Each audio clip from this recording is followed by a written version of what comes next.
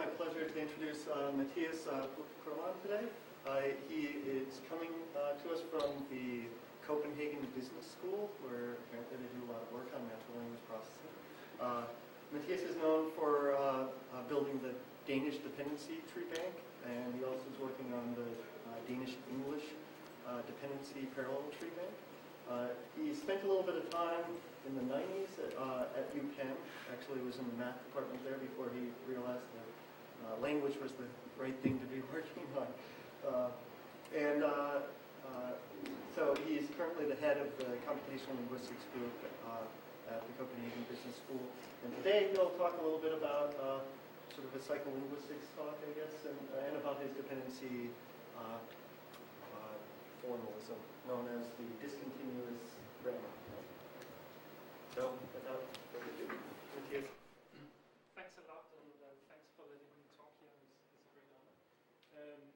Here's the outline of my talk. First of all, I would like to talk about the motivation, the aims and visions of the research that I want to present here today. Then I want to talk about the underlying dependency theory. Basic question I would like to address is how can we use dependency theory to account for full and partial syntactic analysis. I'll try to, if time permits, to briefly mention how can we annotate text with minimal effort, which is important if we want to do supervised training of dependency models. Then we need to create the annotated resources, and in order to do that we really need to create annotated resources in a cost-efficient way. Then I'll talk a little bit about learning. How can we model dependency analysis generatively? I'll talk about parsing, if time permits. Again, how can we utilize local grammaticality to build an error-driven incremental parser? And I'll talk about what has been done to evaluate the proposal. And finally, I'll talk about what has been achieved and what remains. First of all, I'd like to make some observations about linguistics and psycholinguistics. And the first is an observation from linguistics. The notion of grammaticality has played a dominant role in linguistics since Chomsky made his syntactic structures in 1957, and it has played a dominant role in rule-based NLP before the statistical paradigm. So this is the first observation. Second observation, the grammaticality plays almost no role in current statistical natural language processing. Basically what happened was that robustness and disambiguation were deemed more important, so for that reason grammaticality was basically dumped.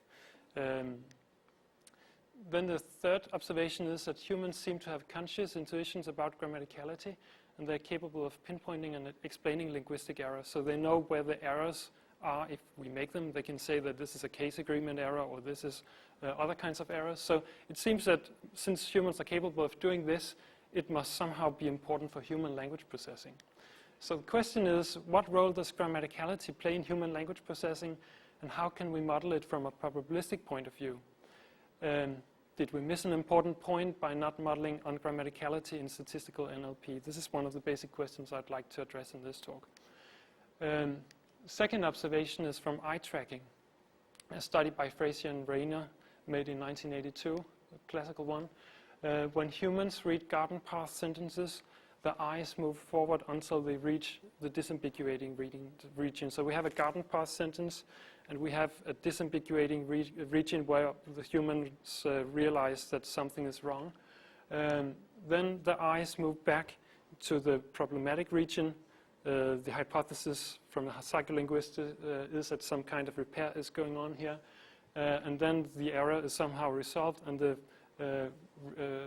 eyes proceed with what they were doing before. So the interpretation that Frazier and Rayner has is that humans somehow pursue a preferred analysis, and when it proves wrong, they can identify, locate, and revise the problematic parts of the analysis. So humans do some kind of error-driven processing. So the question is, are humans, grammars, capable of identifying localized errors? And I think there's some reason to suggest that they are. Is human language processing error-driven? Again, if we look at psycholinguistics and these eye-tracking experiments, it seems that some kind of error-driven processes are taking place. And then the third question, which is of course an open question, can we improve statistical NLP by using error-driven algorithms that seek to model human behavior? So those were the two observations. So let me now talk a little bit about grammaticality. So basically, until now, grammaticality has been viewed as a global phenomenon. And the only reason we've been interested in grammaticality is in order to separate the grammatical sentences from the ungrammatical ones. But we could also take a local view, which I think is more sensible, and say that grammaticality is really a local phenomenon. I mean, if you think about a very 80-word sentence, does it make sense to say that this sentence is ungrammatical if it contains a slight error somewhere in the sentence? Or if you take an entire discourse, say James Joyce's Ulysses with 800 pages of text, and it contains a single small error on page 799, does that mean that the entire Ulysses edition is ungrammatical? I don't think it really makes sense to talk about grammaticality as a local, as a global phenomenon. It is really a local phenomenon. And we want to use grammaticality to pinpoint grammatical errors. We're not really interested in sort of separating the ungrammatical sentences from the grammatical ones. We want to identify the errors in the ungrammatical sentences. That is what we really need grammaticality for.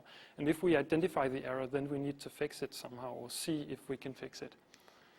So in the global view, grammar is a grammaticality or perhaps a probability measure that assigns a number to every conceivable analysis A. So think of the huge base of conceivable analysis, and sort of a classical rule-based Chomskyan grammar is simply a measure that assigns the value 1 if it's grammatical and 0 if it's ungrammatical. Or it could be a context-free, probabilistic context-free grammar that assigns a probability to the entire sentence. And it could be both good and bad analysis. But you could also think of a grammar as a localized probability measure that assigns probabilities to analysis, but not just global probabilities.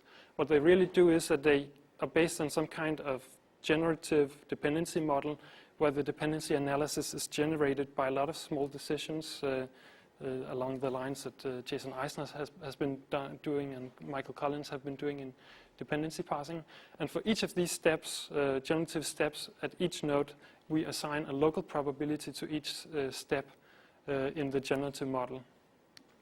And in the global framework, what can we say about errors? Well, we can only say, does an analysis contain an error? If so, we assign it probability or grammaticality 0.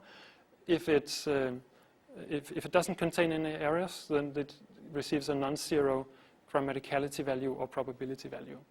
But in the local view, we can do something which is much more interesting. We can say that we have an error at a particular node with respect to a certain generative step if the probability associated with this generative step at this particular node falls below a certain threshold. So if a local decision was very improbable, then that means that this local decision was ungrammatical.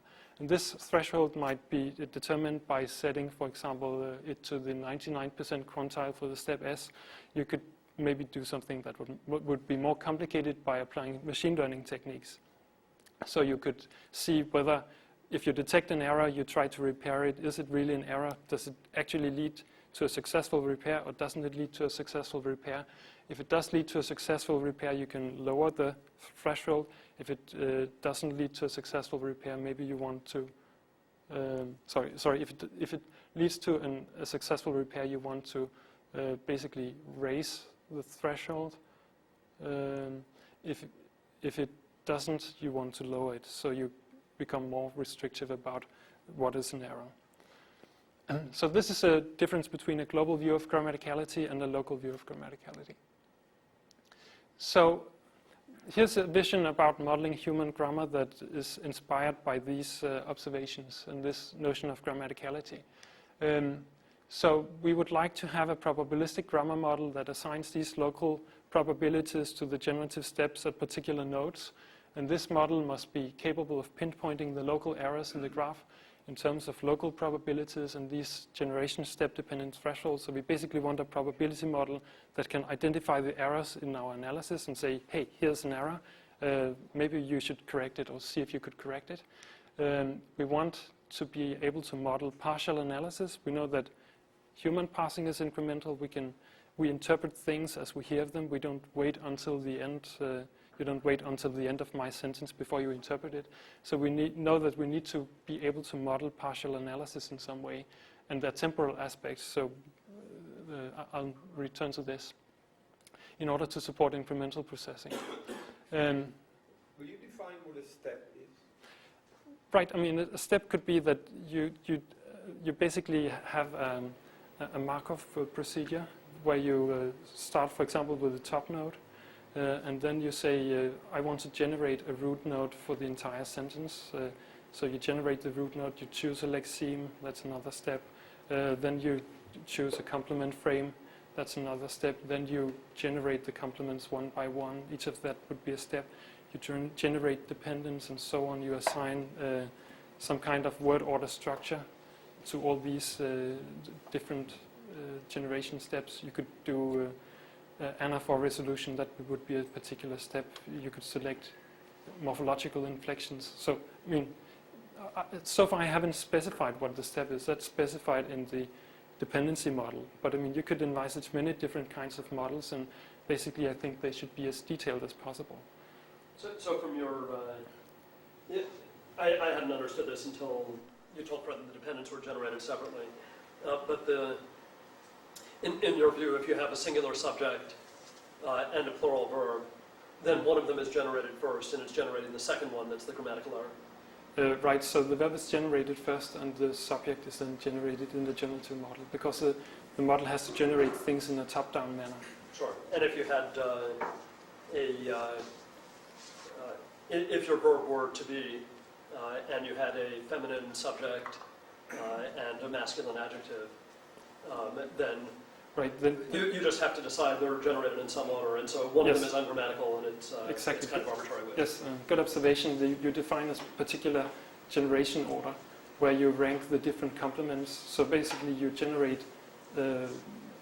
What I mean, in the classical linguistics literature, you talked about heavy complements and sort of more light complements. So you basically rank the different dependency roles, and you generate the heavy ones first.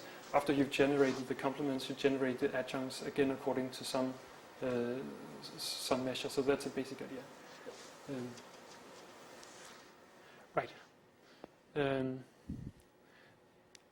So then the fourth desideratum is that this dependency model should be learnable from annotated data. I mean, of course, you could wish for learning from unannotated data, but I'm not.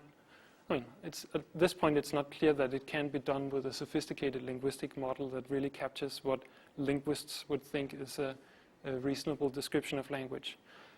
So I'll assume that we have annotated data combined with self-training, where the parser can be applied to a larger corpus afterwards. So maybe starting with a 100,000 word tree bank, or maybe larger if you have the money to do it, and then applying it to a very big corpus where you can learn additional parameters. And then, of course, a fifth and also very important thing is that the processing model should, or the computation of the grammar, the computations made by the grammar when you assign probabilities to linguistic analysis, and the computations you do when you learn the grammar should be computationally feasible, otherwise it's not really interesting.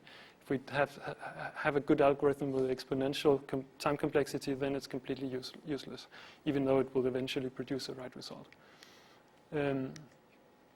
So the second vision is about modeling human language processing. And here we would like to say that the parser should be incremental.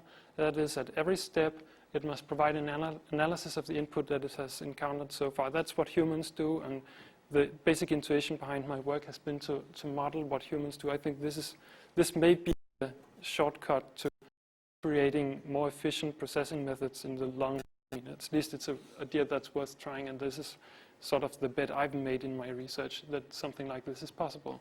But of course, you never know. Then the parser must be globally serial, according to the idea proposed by the eye tracking experiments. So it must maintain a single preferred analysis at all times that is then repaired underway. So this is very different from what goes on in most parsing approaches today, where you don't repair analysis destructively, but here you actually change your analysis destructively during the parsing. Now, we don't actually know from the eye tracking experiments whether humans maintain a single analysis or if they have a beam. No, we don't know that. That's true. But I mean, a simple interpretation would be that if you have a beam, then you should be able to do compositional semantics on all those passes in the beam. And it's I mean, can you do that when you want to integrate semantic and pragmatic constraints? Is it realistic or isn't it? And I mean, maybe it is. It's an open question, I think. But if it could be done with a serial algorithm, then that would be sort of nice, because then you wouldn't have to worry about the parallel processing of many different semantic structures. Sure, this is a reasonable architecture. Sorry? The architecture you're proposing is a reasonable machine architecture. Right. There are a lot of things that people could be doing, including maintaining a beam for a few words and then proving. Right. And I think, I mean, I talked with Keith about this yesterday, and I think you could make a strong argument that humans are probably capable of maintaining at least a few different analyses at a time. For example, in poetry, you can have several, it can be sort of deliberately ambiguous, and you know that it both has maybe a metaphoric meaning and a literal meaning, and both of them are really consciously available to you. And in that case, of course, you need to maintain a very small beam, or whatever you'd call it in that case. But I think that basically it should be a very small one if it's compatible with human parsing. I mean, this is a conjecture. Sorry. Right, sorry. I just screwed up. Oh, what is going on here? Sorry.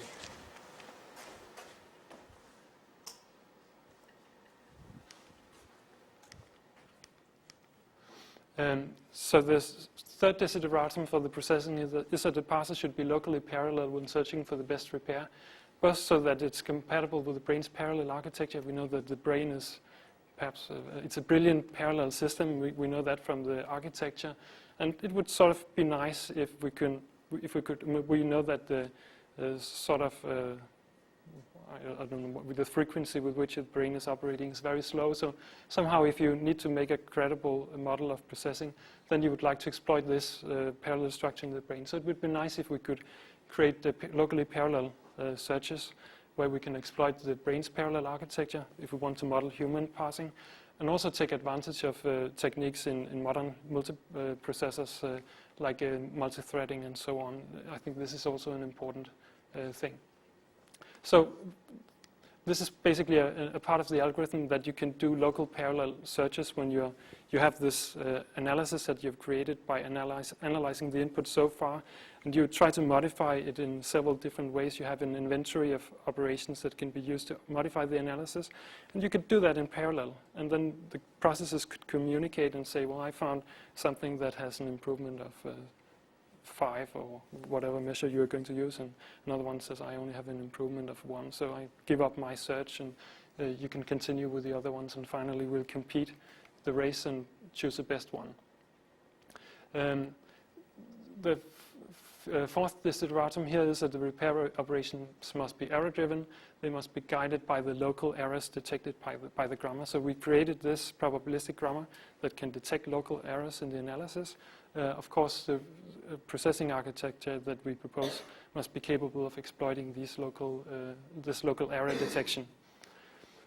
And then, of course, it would be really nice if the parser has an almost linear time complexity so that it can handle discourse inputs without word segmentation, because that's what humans do. We analyze entire text where we have long distance and anaphor resolution and so on, and we don't have any word segmentation when we do the processing. The input doesn't come chunked up into words. So maybe it would be nice if the parser could do this kind of processing as well, and that could be incorporated into the model.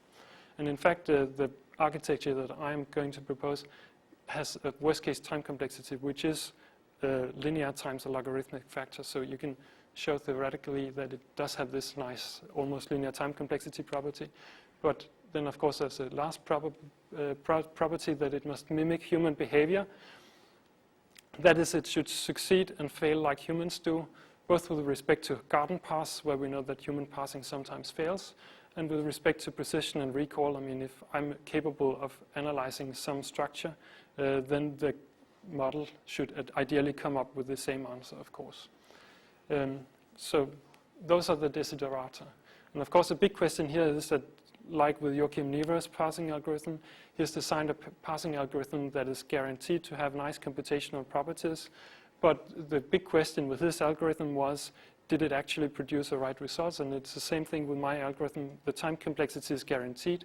The open question is, do we actually get a nice precision and recall with this parsing architecture? So the final question I would like to answer in this motivation of my approach is why dependency grammar? Why not use some other kind of framework like government and binding theory, HPSG, LFG, tree adjoining grammar, whatever? And why is that? I think, first of all, I'd like to say that a dependency theory can be as linguistically sophisticated as any other theory like HPSG and LFG. So I mean, you can, if you design your dependency models right, you can capture the same intuitions within a dependency framework that you can capture within these sophisticated linguistic formalisms. But it has the advantage that there's less hidden structure when you do parsing, because you know all the nodes in advance. There are no non-lexical nodes, so you don't have to try to guess what the nodes are, what the phrasal nodes are. The only unknown structure is the edges that you have in the structure. They are unknown. But it sort of reduces the problem of knowing the nodes and just having the edges as the unknown. You do allow empty lexical nodes, though, is that I right? do allow empty lexical nodes, that's true, but they're lexically driven. So they... What lexical node? Empty. Empty. Machine translation? No, like null. Huh? Empty. Empty. I see, right. Right. All right. Oh, empty. You Right. allow it, but you said they're lexically driven? Yes, they're lexically licensed, so you can only introduce empty nodes when a certain lexical item says that in this context I should generate an empty. Of course, that's analogous to these hidden nodes in structural-based theories if you have a lexicalized grammar. Right. So, Yes. so those are also lexically driven. Right. Yes. Absolutely. So the main point here is that it's lexically driven, and you don't really predict any structure that is not lexically licensed, like you would do in a phrase structure grammar, where you could build very high structures and you wouldn't really know where to stop. So the use of phonetically empty nodes is really very restricted. That's the main point. You cannot avoid it altogether if you want to account for certain linguistic phenomena, but you can restrict it as much as possible. And that's what I've tried to do. Then the third thing is that dependency representation leads to smaller edit distances between alternative analysis of ambiguities measured with respect to the number of node and edge changes. And this simplifies the repair operations that are needed for the processing architecture that I'm going to propose. Yeah, I think that's really the key point. Yeah, that's a key point. So people who were trying to do these things with phrase structural grammars a number of years ago had to use D-tree representations and stuff like that. Right. And I'll show the example here that will demonstrate what the difference is. We have two phrase structure analysis here. We have one on the left, which is with a classical PP attachment, where the PP attaches to the NP. And then we have another one where the PP attaches to the VP. And if you think about what is the edit distance, if you sort of just apply editing operations to the graph structure viewed as a graph, then you would have to delete 4 edges in the first graph and sort of change the node, the NP node here. And then you'd have to add 4 other edges in the other graph and modify the VP node, giving a total edit distance of 10. But if you look at the corresponding dependency representation down here, you see that all you need to do is, the nodes are given because they are generated by the input.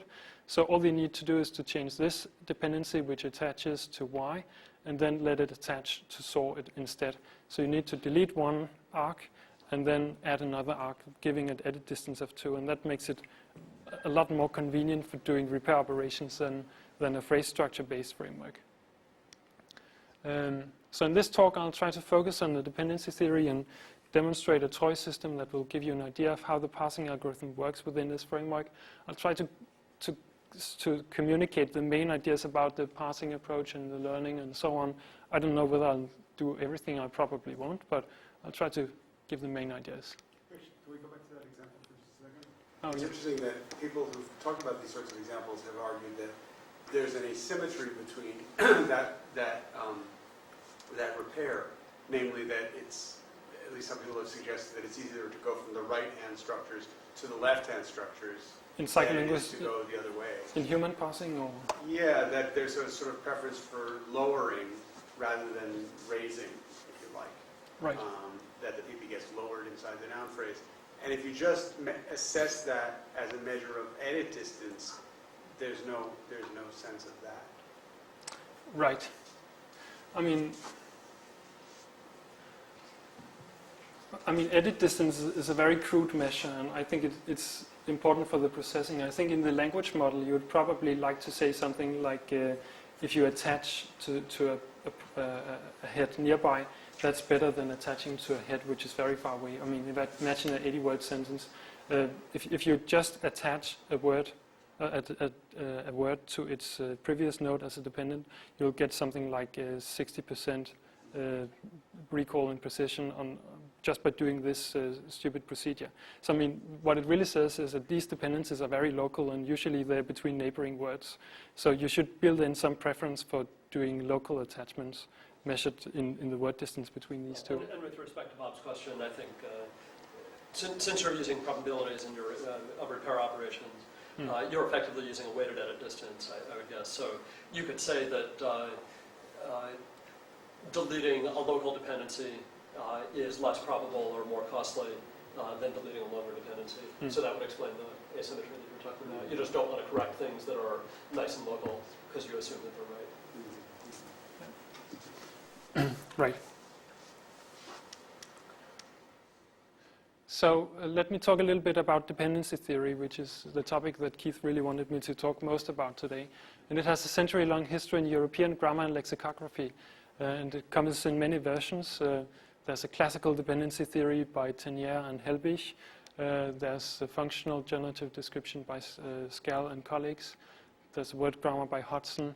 I've created my own dependency framework called discontinuous grammar, which is specifically designed for this kind of processing, with this kind of processing in mind. And then there are many other dependency frameworks. So the important point here is that we cannot talk about dependency theory as one linguistic theory. It's really a family of different linguistic theories that sometimes have things in common, but often also differ in important points. So some theories take a primarily semantic view, for example, the functional generative description, whereas others are more closely grounded in surface syntax, like word grammar and my own formalism.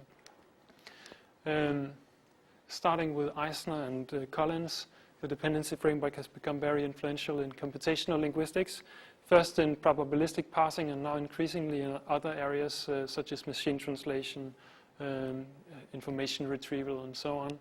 And the main attractions of the dependency representations from a computational linguistic viewpoint is, first of all, the simplicity. All the nodes in the graph are lexical. There are no phrasal nodes, which often leads to more efficient computation. There's a great amount of locality.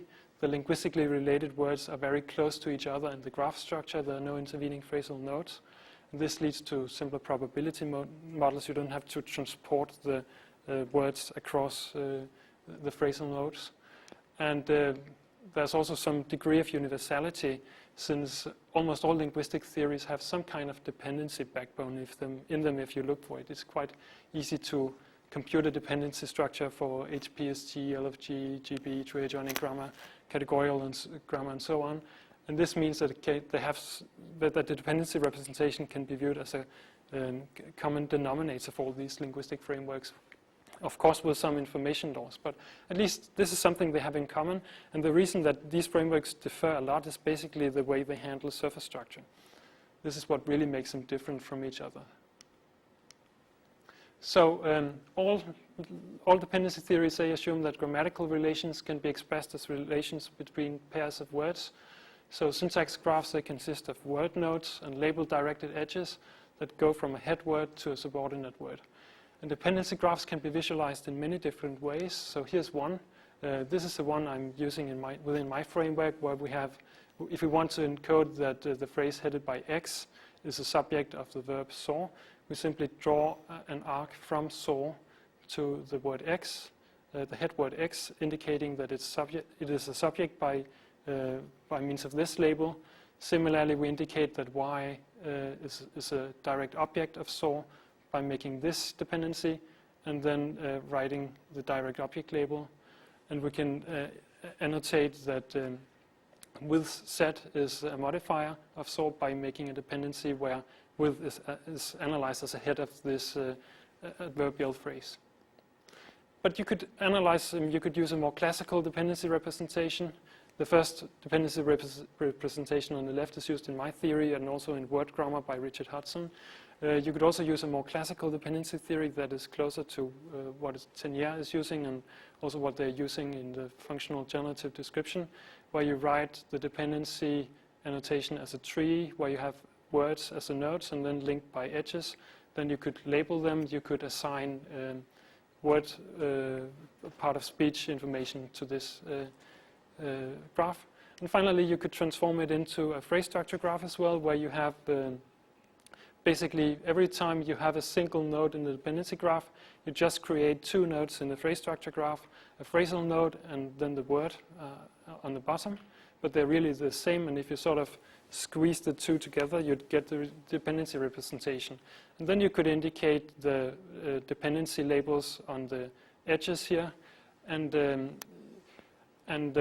main differences between the normal phrase structure representation and this dependency representation is that in this phrase structure representation derived from the dependencies, every phrase has to have a lexical head. So you cannot have phrases that don't have a lexical head like the S node, which if you both have a S node and a VP node, then the VP node has a verb as its lexical head, but there's really no lexical head available for the S node. So that's not allowed in a dependency theory. That's why we don't have an S node here, but only a VP node. The second difference is that the dependencies can be non-protective, so you could have crossing branches in this tree, which is not normally allowed in most phrase structure grammars, but there are discontinuous phrase structure grammars that do allow it. So dependency representation would be equivalent to these discontinuous phrase structure grammars with the restriction that every phrasal node has to have a lexical head. We use, in discontinuous grammar, we use a left visualization, which is better for annotation work because it's basically a one-dimensional graphical representation. If you have a sentence with 80 words, it's going to be approximately linear. But if you use the other ones, it's going to expand in both dimensions, which is not nice when you look at the screen.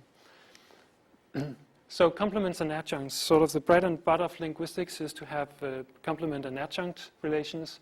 So a dependency tree encodes complement and adjunct relationships. Here's an example. We have the dependency structure here, where we have the dependencies. We have, for example, a subject dependency that goes here between it and was. We have a dependent. That's what is at the end of the arrow, the dependency arrow. And we have a governor, which is at the other, the outgoing end of the arrow. And then we can define a notion of phrases within this framework by saying that if you pick a word in the dependency analysis, you can find the phrase that it corresponds to by following the arrows downwards. So if we pick this word, the head of the phrase here, then we can construct the phrase, and now something has gone wrong in the presentation. There should be an indication that the phrase corresponds here to a hard plan to implement. Those are all the words you can reach by starting at this node and then following the arrows down the dependency structure and seeing all the words you can reach. In that way, you can derive a notion of phrases from the dependency structure. Then you can have lots of different dependency labels. Some of them are known to be complement or reserved to be complement relations. Others are reserved to be adjunct relations, and they encode things like direct and indirect objects, subjects, adjuncts, and so on. Like in other syntax theories, a deep tree is needed for compositional semantic interpretation. So the governor determines the syntactic type of the combined phrase and acts as a functor. The complement is lexically selected by the governor and acts as an argument. And the adjunct selects its governor lexically, but acts as a modifier to the governor. So it's basically a functor to the governor. So we can translate deep trees, the dependency trees, into functor argument trees. And if we don't have any scope restrictions, the translation is going to be ambiguous as follows. So we have a deep tree down here with a governor, and we have a number of complements and adjuncts. And then the complements are going to be the arguments of the governor, which is a functor. And then we apply the adjuncts as modifiers to the governor. And so since we didn't specify the scope, we could do it either by applying adjunct number 1 first and then adjunct number 2, or the other way around. So by making scope restrictions, you can limit the possible functor argument trees you can construct. So that was in relation to semantics. So dependency grammar, you could have complement rules like this, saying that the word saw is a verb, and it takes a subject. I'm doing it in a rule-based paradigm to make the presentation easier to understand. You could have a subject, which should be a noun, and a direct object, which should be a noun. The word with is a preposition, which takes a complement, a nominal object, which must be a noun. Then we have X, which is a noun and doesn't take any complements. Y is a noun that doesn't take any complements, and so on with Z.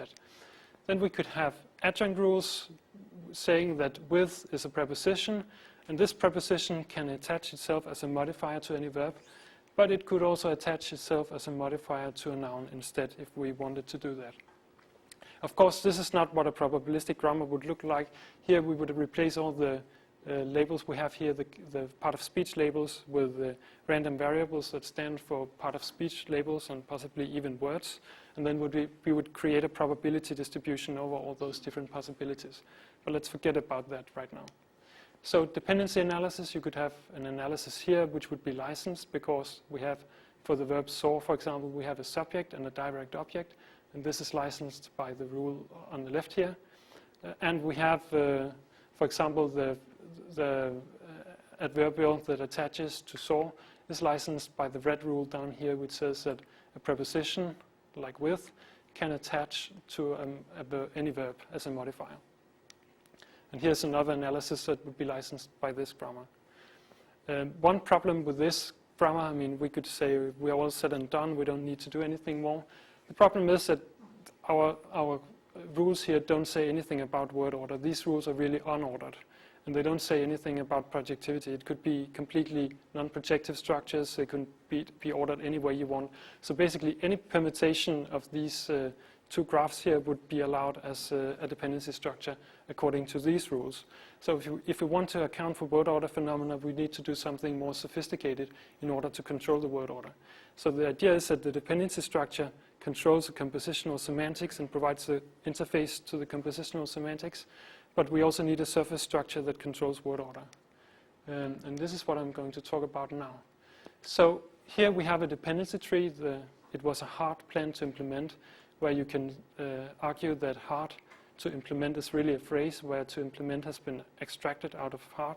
The reason why you would think that this is a constituent is you could say the plan was hard to implement, and here hard to implement would form a constituent. So that is an indication that this is really a constituent, but some extraction has taken place. Now we have a problem here that at this point we have crossing arcs. And if we have a structure with crossing arcs, we cannot control word order because at least using local rules. The great thing about context-free grammar is that you can control the word order by controlling the head, basically the phrasal nodes in the local rule you have, the local tree you have. By controlling this word order all the way over the tree, you control the global word order. But if you have non-projectivity, that is completely impossible. You don't know how the things are going to intermix, and it's just going to be a hopeless mess. So for that reason, we have to do what is basically done in HPSG and LFG and even GB to construct a surface tree or some kind of surface structure that is projective and controls the word order. And we do that by means of a lifting operation that says that whenever you have a crossing arc here, you try to find a node that you look at try to look for a transitive governor that dominates all words between the dependent and the transitive governor. So for example, if we make this test for 2 and its governor hard, we look at the nodes in between and we can ask, is plan dominated by the word hard in the dependency structure? Yes? Why isn't it a plan to implement? I mean, it has a different meaning. It's basically ambiguous because, I mean, if you say plan to implement, you say it's a plan with the purpose of implementing it. That's a basic reading you get out of it. Which is hard to implement.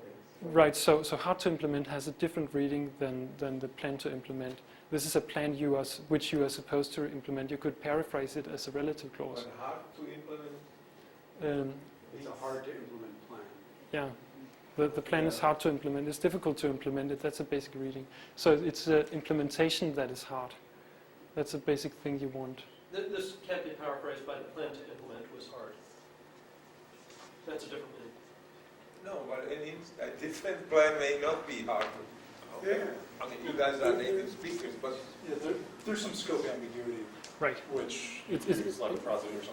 It is an ambiguous construction, and you could get the reading you were talking about. That is certainly a possibility, but this one is also a legal reading. So you do have both readings, yeah. But in this case, if you say a hard plan to implement, probably in most, well, I don't know. It might be, yeah. But that's not the main point. Let's just assume that we have this dependency analysis, and we want to do the lifting. So we basically do this by saying plan is not, hard does not dominate all the nodes between hard and 2, because it doesn't dominate plan. So we go to the next higher level in the dependency structure, so we move from hard up through the arrow here, down to A, and now we can ask, does A dominate all the words between A here and 2? And the answer here is yes, because it dominates hard by means of this edge, and it dominates plan by means of this edge. And for that reason, we can lift it here, and you can prove, make a proof that if you follow this procedure, you always get a projective structure afterwards, and you couldn't, it's a minimal structure in the sense that you couldn't lift things any lower and still get a projective structure. Sorry to disturb you here. What does lifting mean? It just means that instead of having the dependency between 2 and hard, you create sort of you transform the dependency. Basically, it's the same idea as moving in GB, that you have a certain surface realization here in the deep structure where 2 is really located at hard, and then you want to move it up in the structure in order to find a landing site that is projectively related to this one. So the idea is that you go up from hard, which isn't a suitable projective head for the 2 word, and you go up in the structure, and that is where the lifting takes place, that you really lift up something. You lift up the dependency to a higher level in order to, you replace the deep dependency with a surface dependency in order to arrive at a projective structure. And this is what is taking place in this lifting. And you always lift parents, never children, right? So you end up still with the truth. Sorry, I always... When you're crossing R's, Right. You always take the parent that's trapped under, and you change the parent. You never change the child end of the arc, because every child needs a parent. Yes, exactly. Yeah, I only change the parent by going up to a transitive parent. Right, exactly. So parents in this surface tree are called landing sites, and the children are called landed nodes. And now we have a projective structure that we can use to control word order, where the landed nodes must be licensed by the landing edges. So here's an example. We have this landing site A, and it has a number of landed nodes, which can be seen from the surface structure on the bottom, where hard lands on this word on this landing site, plan lands, and 2 lands. And by looking at the relative word order of these landed nodes, we can determine whether it's a good word order or whether it's a bad word order.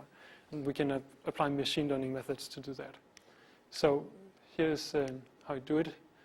For example, if we have this word order, hard, a plan to implement, we all agree this is ungrammatical, then we can look at the landed node structure and see that what is really wrong about this analysis is that the landed node hard precedes the determiner. You can find a few constructions where it's possible to place something in front of the determiner, but normally it's not allowed. It's very specific constructions.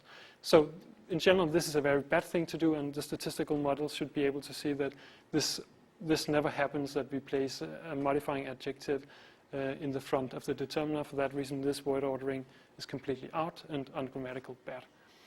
Whereas the other one here is good, because now we have the right kind of word order, that all the landed nodes come after the determiner, and with the right kind of ordering in terms of the dependency rows that are up here. We have a modifier, then we have a nominal object, and then we have an extracted prepositional object.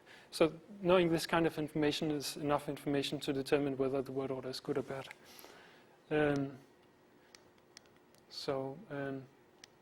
Now I would like to talk a little bit about the extraction path. You can define an extraction path here where you have an extracted node like Alice. Here the idea is it's a Danish sentence. Alice heard I the poem which always pleases. This is okay in Danish. I heard the poem which always pleases Alice. And here Alice has been topicalized. And you have a governor here. And what you do here is you want to look at you have the governor here, you have the landing site over here. And you can look at the extraction path. Now it doesn't show up correctly here. But the extraction path is something you find by starting from the governor and then taking an upwards path in the deep structure going to the landing site. So those two nodes would be the extraction path, the arc connecting the poem with pleases and the other arc connecting heard with the poem. And those are the extraction path. And by looking at this extraction path, you can see that it contains an adjunct edge, namely this relative clause, which is an adjunct edge, and this is bad. So by looking at the edges that occur in the extraction path, you can recover the surface structure. And I think, maybe how much time do we have? 10 minutes. 10 minutes, okay, great. So,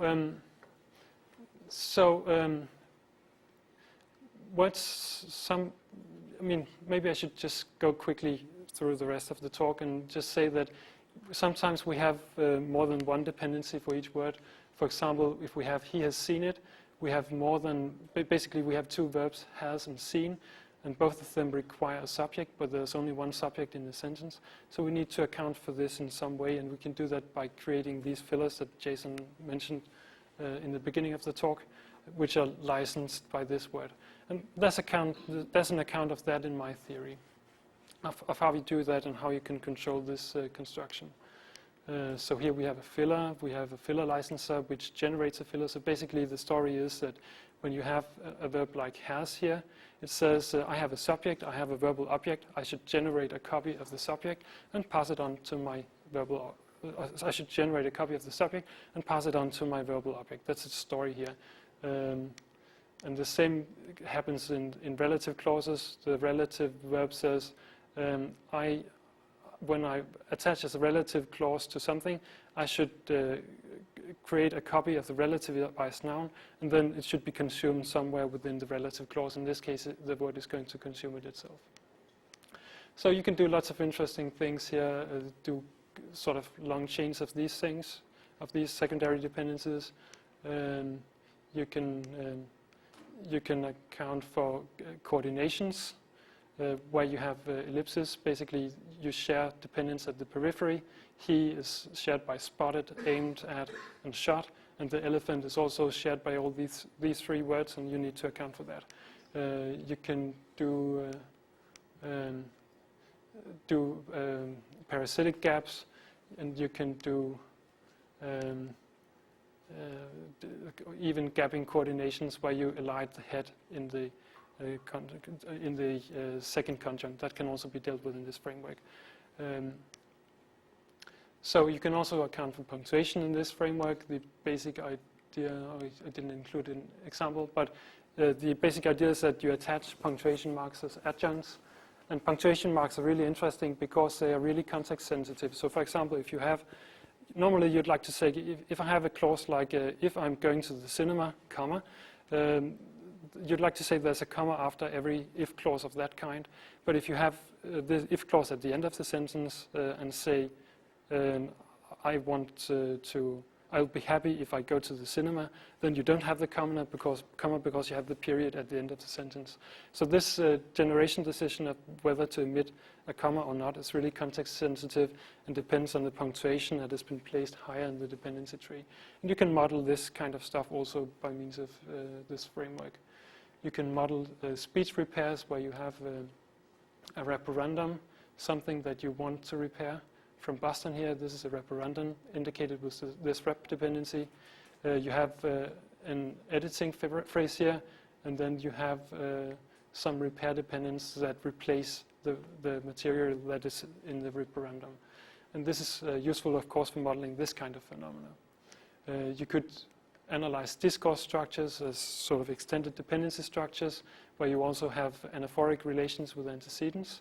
You could analyze morphology in this way also, where you think of morphemes, at least some of them, as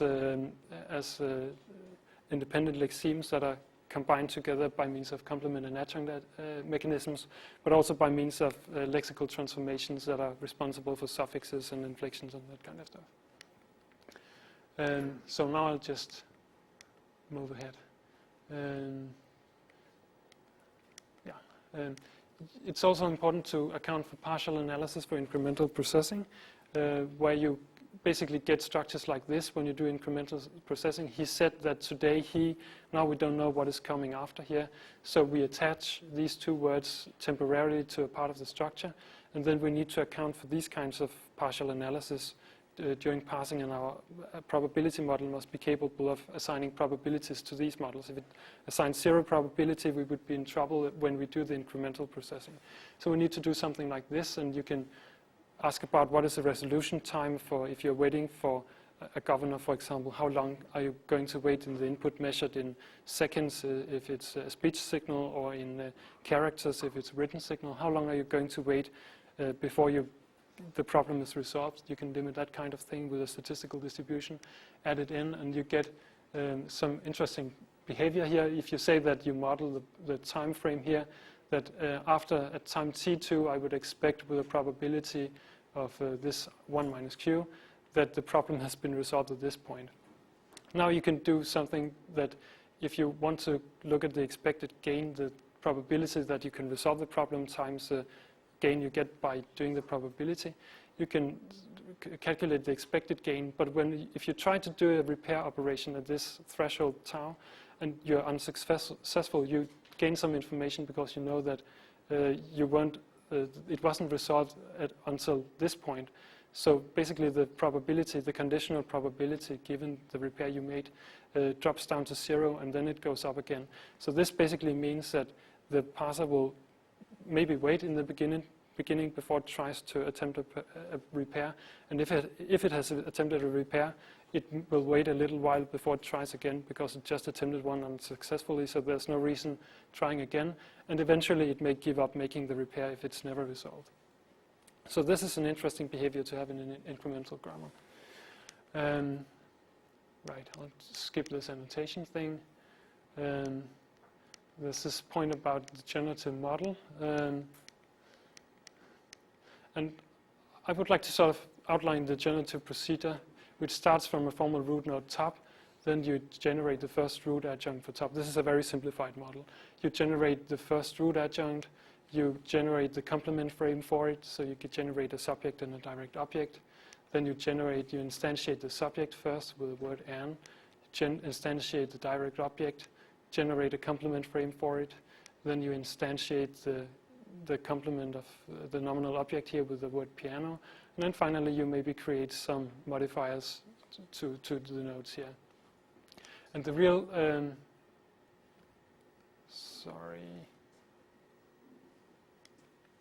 there's a problem with it.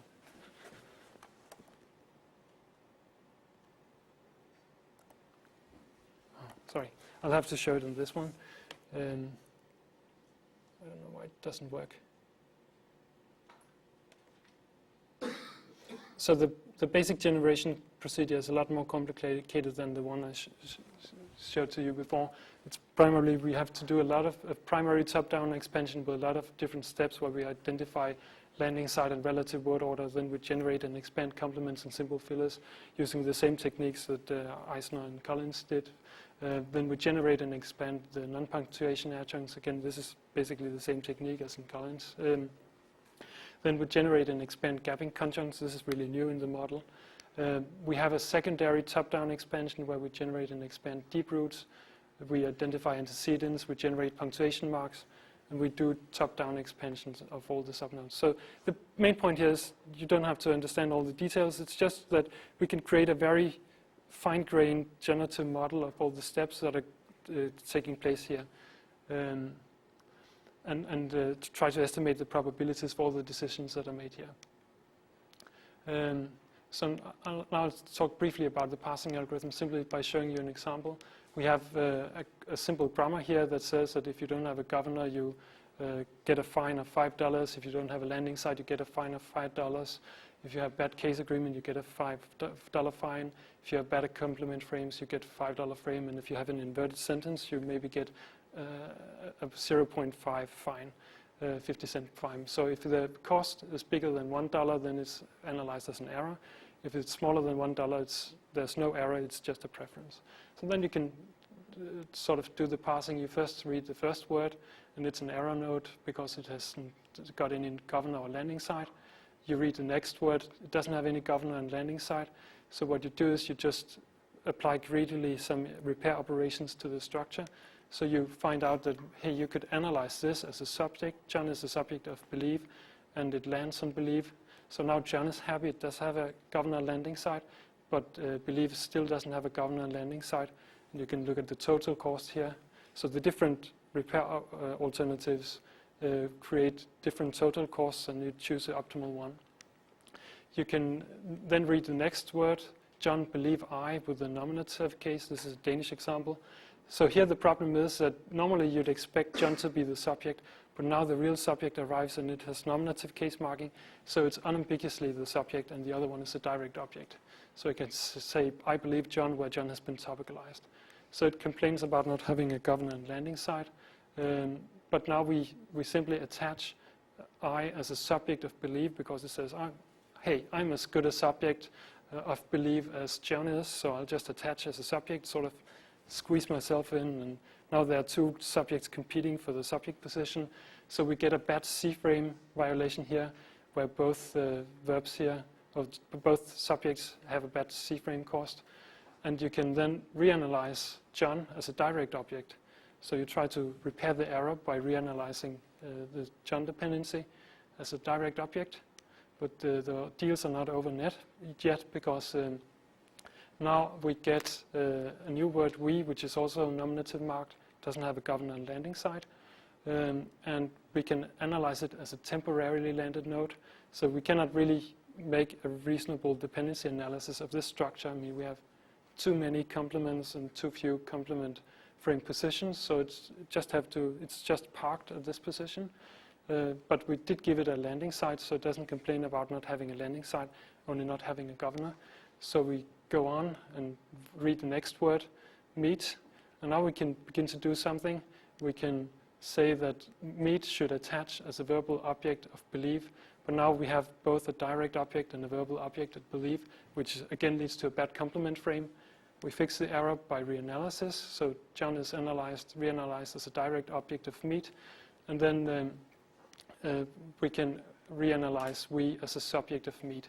Now we get down to having only a problem with the root of the sentence, which you would always get. You could introduce a formal top node into the graph, and then this problem would disappear. I just didn't include it for simplicity. So basically you get an error-free analysis in this way by creating an error-driven parser that does make mistakes on its way through the incremental processing, but it's capable of repairing these errors. So evaluation, I've implemented this framework on a small scale using Prolog with a toy grammar. And I've tested that the method works with a wide range of non-projective word orders in German, like topicalizations, partial verb phrases, extrapositions, scramblings, extracted conjuncts, sentences with local ambiguities and global ambiguities, and garden parse. And interestingly, the algorithm fails on garden parse, but works on the rest. And the next step is a large-scale implementation of the parsing system, and I'm seeking to do this jointly with Keith Hall, John Hill, and other people. So the important points from this talk, I've presented a new dependency framework that is based on a dependency theory that can account for a wide range of linguistic phenomena, including non-projectivity, secondary dependencies, and partial analysis in incremental processing. I've introduced a probabilistic generative dependency grammar that is capable of pinpointing local errors. And I've proposed a globally serial but locally parallel parsing algorithm with error-driven repair operations. And I skipped this slide, but it has worst-case time complexity n times a log 3k plus 1n, where k is a number of subsequent parsing operations it can make in the sequence of error-driven parsing operations. But this is a worst-case estimate, and probably in a realistic setting, you wouldn't have to multiply with this big logarithmic factor. It could be even faster. But that's an open question. At least it's not worse than this. And I've written under realistic linguistic assumptions. You have to make assumptions about the balancedness of the graph. You don't want the graph to either every node be attached to the top node or every node being attached to the previous node, so you get a long linear sequence. That's sort of out. That's linguistically reasonable to assume that doesn't happen. And you have to assume some kind of island constraints that will ensure that you cannot extract from arbitrary paths in the tree. If you can do that, there's no limit to the number of extractions, but there's a limit to the number of different really long distance extraction paths you could have. If you do that, you can get this time complexity. So what are the prospects for language technology if this processing model works? So like I said, it remains to be tested on a large scale, but the good thing about it is that it really decouples the probability model from the processing model. You have very free hands in terms of the probability model that you apply, and the processing model is going to work anyway. So there's no need for the restrictive independence assumptions that you need in minimal spanning tree parsing and chart parsing. And you can even implement some kind of n-gram model in the generative model. It's only the only problem is that, the only thing is that you can only condition on the words, the n-gram words that were generated previously in the generation order, and not the ones that come afterwards, because it's a generative model. Decoupling makes it easy to extend the architecture to other problem domains like synchronous parsing or machine translation. What do? You simply adjust the generative probability model to account for these kinds of analysis, and then you expand the inventory through pair operations, and then the same algorithm should work again. And then the algorithm, because of its time complexity, it can in theory parse discourse-sized units without word segmentation and do it incrementally in almost linear time. And that should make it useful for speech processing and discourse parsing if you can couple it with some kind of pragmatic semantic model. So those were the basic points of my talk, and I'll thank you for your attention.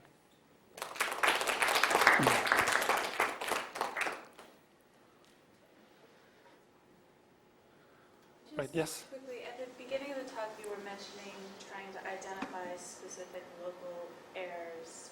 Right. So you're integrating in just the error-driven algorithm, or are you actually trying to, in your work with your parsing, identify like a grammar checker for where errors might occur, say in spontaneous speech?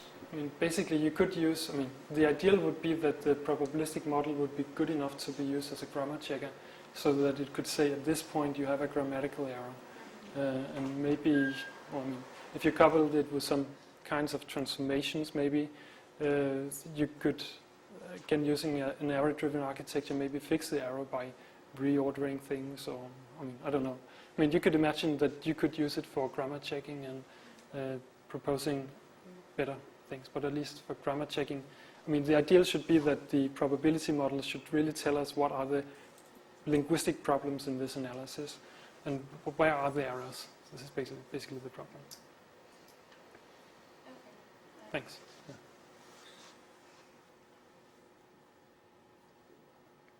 Right, Jason? So I think this is a very tasteful approach on many levels. I was surprised when you said that at least the choice system fails on garden path sentences, because I would have thought that those were the cases where you would expect it to backtrack and fix things up. Is it because it can't backtrack far enough? Well, it doesn't really backtrack. It tries to repair the structure, and when you do the garden path sentence, you've attached the... Sorry, I don't mean backtrack. I mean repair. Repair. So the basic idea is that the simplest kind of repair operation you could think of would be to change k arbitrary dependencies, right? You could simply say I do a repair operation by deleting k dependencies and then adding k arbitrary dependencies. But that doesn't really, I mean, that's very costly because basically you would have n to the kth whenever you did that, or something that was even worse than that. So you would get a very huge search space, and it would be very inefficient. And I think the main point in noticing is that if you have a very big sentence, I mean 80 words for example, and you have a problem here, and you want to correct this problem, it would be very odd to try to make some change here, and then go far away in the structure, and then make some other change, and then hope that magically those two very unrelated parts of the structure, by making an edit operation there, you would somehow fix the problems that you created over there. So the basic idea is to restrict it so that you only look at very closely related words in the graph. They must be sort of local, the domain you're considering. That brings down the dependence of the time complexity that you need, because you restrict really the possibilities for repair operations. And then if you can restrict it even further, if you say that you have some elementary repair operations that can change structure, like deleting one dependency, adding another, and so on. And then you say that every one of these elementary repair operations, the first one should correct an identified error in the graph at a particular error node. Then the second one should correct an error made by the first repair operation, and so on. Then you can link them together and sort of restrict the kinds of operations that can be made. And this is what really gives you the ability to get this nice time complexity, theoretical time complexity. Yes, David? I mean, maybe to save the phenomena, what you should say is that the correct thing to do for regarding how a sentence is to fail, and then restart with some different adjustment. Right. That might be right, although I don't know whether people would back up to the beginning of Ulysses and start again. I mean, one way you could. It would be good to figure out how far you have to back up. I mean, one way you could account for I think this. you could have more drastic kinds of repair that involve throwing out. Right. You couldn't. You couldn't. You could, and I mean, you could add something like backtracking if you wanted. And one way to do it would be to change your probability model when you go through the second time. I don't think that would really be needed. I think the basic idea David proposed is maybe right. I mean, you could imagine, I mean, if you have this k error passing where you allow k errors to be corrected, maybe the sensible thing to do would be to start with one error operations. If that didn't work, if you didn't get an improvement by that, you could expand to 2 error operations, 3 error operations, and at some point when you've done these error operations enough, you might start doing some of the more powerful parsing operations that are computationally expensive, but that are more powerful, and then you could try to apply those in some kind of hierarchy of parsing operations, repair operations. So using ever more powerful repair operations, you could eventually arrive at the correct analysis. And the reason why repair operations also don't have to be greedy. Right? Sorry? You could also use repair operations that aren't greedy. Right, but yeah. But I mean, that's basically That's more or less the same thing. That's more or less the same thing, because when you raise this, when you increase the length of the chain of repairs, elementary repair operations, you can do, you're basically increasing the sort of the horizon of your repair operations, where you can, how far can you go without increasing the probability? That's what you basically do. Yeah, but I guess what I'm saying is that there's an intermediate strategy where you say, suppose I make a,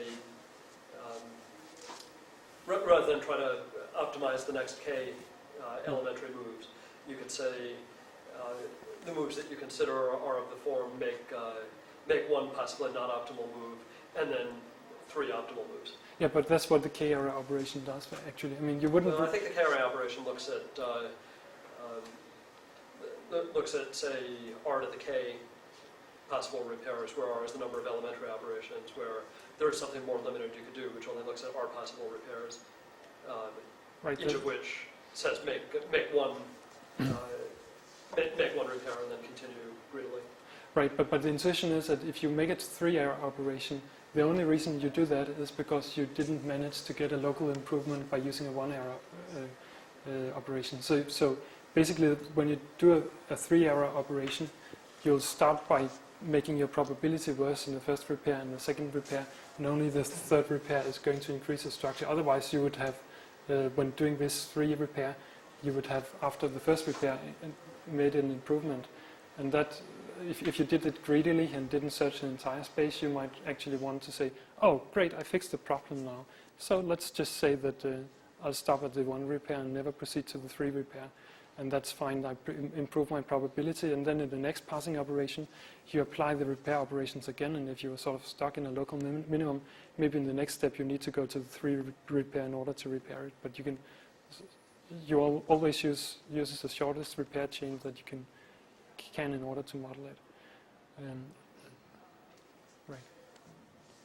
It probably requires more analysis and discussion than we have time for, but I'm kind of curious how it would handle phrases with double meanings, classic resume phrases, or letters of references from a former employer to the potential new employer about a candidate, such as, I can't possibly say enough good things about him.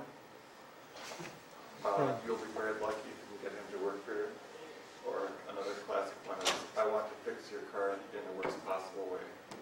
Right. So there's some problems for Right. clearly it means something completely different. Right.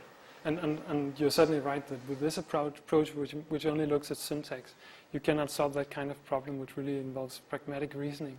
I mean, this is a basic problem we have. I mean, what we're trying to do in large parts of computational linguistics is to use simple-minded methods and see how far we can go. I think if we had the pragmatic model and the semantic model, we could feed it into the probability model and feed it into the probability model and try to take account of the probabilities produced by the pragmatic semantic model, and then that would feed into the analysis. But of course, if we're not taking pragmatic and semantic factors into account, we cannot expect to solve that kind of phenomenon. So the dependency parser is never going to be better than the probability model. If the probability model cannot tell us what the best analysis is, then we're just lost, no matter what we do. Right. At the beginning of the talk, you talked about grammaticality. Right. And I'm just wondering, and so I recently saw Bob Berwick give a talk, blasting statistical parsers for on exactly this point that, you look at some textbook examples from syntax textbooks, and then you look at the probabilities assigned to them by Collins' parser, and lo and behold, they don't differ in any sensible way. That the grammatical one is no more probable than the ungrammatical. Whereas if you take a 1,000-word sentence, look how low a probability it has. Yeah, well, surely it should be ungrammatical. Yes, that's point as well. So the claim then is that this is just so fine. We can put that aside. But in any case, the question still comes back to, okay, so given this emphasis that you had at the beginning about grammaticality, do you have reason to believe actually that your parser will make distinctions between these kinds of subtle grammatical versus ungrammatical forms? So you brought up parasitic gaps. Right. Can you distinguish between a licensed parasitic gap versus one where you just have an extraction of an adjunct or something? Right. I mean, this is basically an open question, but my model is, there are certain things that our model is not going to do. For example, if you look at Ryan McDonough's parser in the non-projective case, it can produce 2 subjects. Joachim Nero's parser can in principle do the same thing. And my parser would certainly be able to say that you can never produce 2 subjects at the same head. I mean, that's just possible. You cannot have a complement frame with 2 subjects. I mean, it's probably not going to detect every possible error. I mean, that would be really, surprising if it was that good. I mean, but I mean, the hope is that it would be able to detect a lot more errors than the other frameworks, where you don't really have. I mean, in Joachim Nero's parser, you're really modeling the parsing operations that you perform in this parsing history. So you're not really modeling the probability of the entire analysis, but just looking at parsing decisions and the sequences of them based on some context. So he cannot really. I mean, maybe he can rule out double subjects. I think he has done that by now. But I mean, that many things that he cannot check with analysis. But what's the measure of that? This, I think I might have just lost the forest for the trees. Of, what's the, if we have an ungrammatical sentence, what would it be? What would it mean to say that your parser attributes ungrammaticality to that sentence locally or globally? I mean, I think one way of looking at it is that if you have a probability model for dependency analysis, I think it would be interesting to make the following test. try to generate sentences randomly with this probability model, and then ask a human to assign grammaticality, ungrammaticality ratings, or sort of count the errors in the analysis generated by this model, maybe just the syntactic ones and not the semantic ones, and then count that. That would be sort of a measure of generative adequacy. And I think using a model like this, you'd have a far larger chance of generating good sentences than you would have with, say, Ryan McDonald's work or Joachim Niever's parser. Because you can model these phenomena. Sorry? Those aren't even generative. Yes, but you could make derivations randomly. Use the model for making random derivations, I suppose. Shouldn't it be possible? Yes. I don't know, maybe I didn't pay attention, but maybe I did. Are there any results here? In other words, can we say something concrete like sentences of length 20 or less are correctly parsed? No, I mean, you assign them correct dependencies. No, I cannot do that at this point because. But can we say anything about what the frequency of discovering errors are? The frequency of discovering errors in which Well, sense? I mean, we can give you sentences, spoken sentences, and they have occasional grammatical errors, and, Right. and some of them are not grammatically erroneous, and we could give you this stuff, Right. and you could tell us what your precision is and what your recall is. Right. But I mean, But you can't so do that. so far I cannot do that because I didn't implement the system. So I've created the theory for the system. I've created this toy grammar system, or toy system that shows that the search strategy seems to work, at least in certain constructions. But I didn't create what would really be needed in order to do what you're saying yet.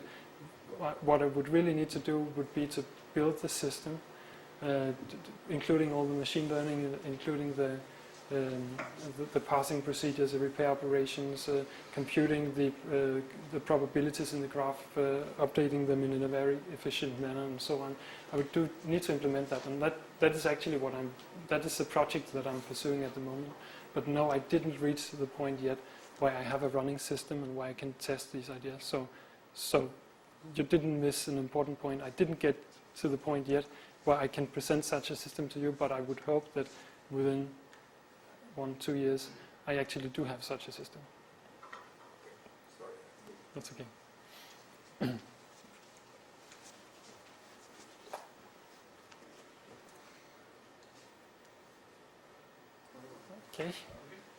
Thank you.